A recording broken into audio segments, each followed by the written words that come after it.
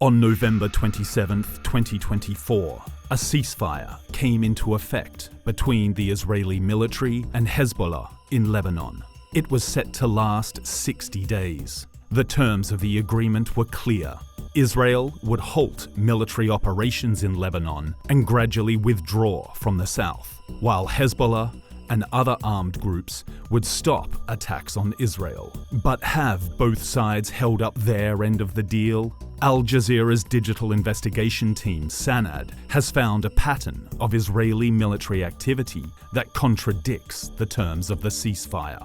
Through satellite imagery, media reports, and official army statements, Sanad identified 3 patterns of Israeli truce violations: military reinforcements instead of withdrawal, expansion into new territories, and continued destruction and demolition. Let's start with the first pattern: Israeli military reinforcements instead of withdrawal. One key location in this pattern is El Hamamaz in southern Lebanon. It's a strategic hill that overlooks the settlement of Metula, despite the ceasefire agreement coming into effect on November 27, 2024. Video footage identified by Sanad shows Israeli forces still stationed at El Hamamaz 2 days later. This is a violation of the withdrawal terms. On December 17, 2024, Lebanon-based Al-Manar TV reported that Israeli forces had not withdrawn from El Hamamaz, and that they also obstructed the Lebanese army's access to the area. Lebanon's Al-Mayadeen network confirmed ongoing delays nearly a month later, on January 13, 2025. Sanad reviewed satellite images of El Hamamaz and also discovered significant changes. This was how it looked on November 6, 2024. The following changes can be seen on January 16, 2025. Israeli forces had constructed a new road linking Metula to El Hamamaz. Israeli forces also constructed a newly paved area, and civilian infrastructure had been replaced by military equipment and tents for Israeli soldiers. Now, the second pattern: the expansion and control of new territories by Israeli forces. On November 28, 2024, one day after the ceasefire took effect, an Israeli military spokesman published this map, showing new restricted zones in southern Lebanon. He warned against residents returning to their homes in these areas.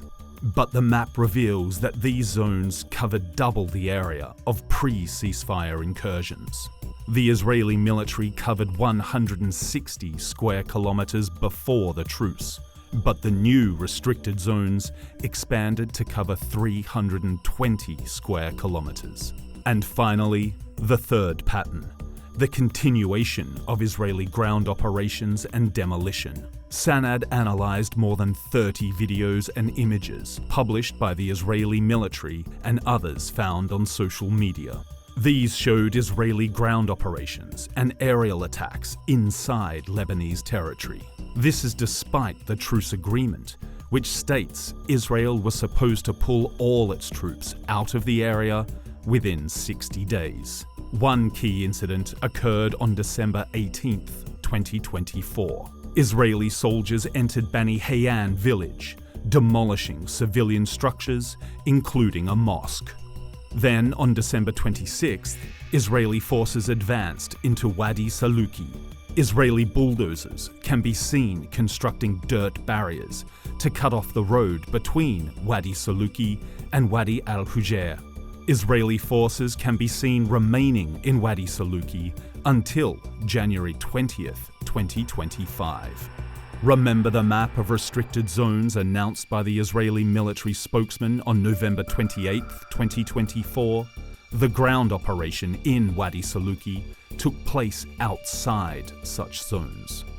The Israeli military spokesman warned residents that entering these areas would be dangerous and to avoid them for safety. Yet, Israeli troops carried out operations beyond those zones anyway. A review of satellite imagery from December 1st, 2024 to January 18th, 2025 also shows widespread bulldozing and demolition in southern Lebanon. Kfar Kila and Ait al-Shab sustained significant damage due to demolitions and bulldozing. The initial deadline for Israel to pull out all of its troops was January 26th, but the Israeli government said it won't withdraw, blaming Lebanon for not upholding its side of the agreement. The new deadline was extended to February 18th. Even so, based on the evidence investigated by Sanad, the picture is clear. Instead of using the ceasefire as a step towards de-escalation, Israel has chosen to violate it.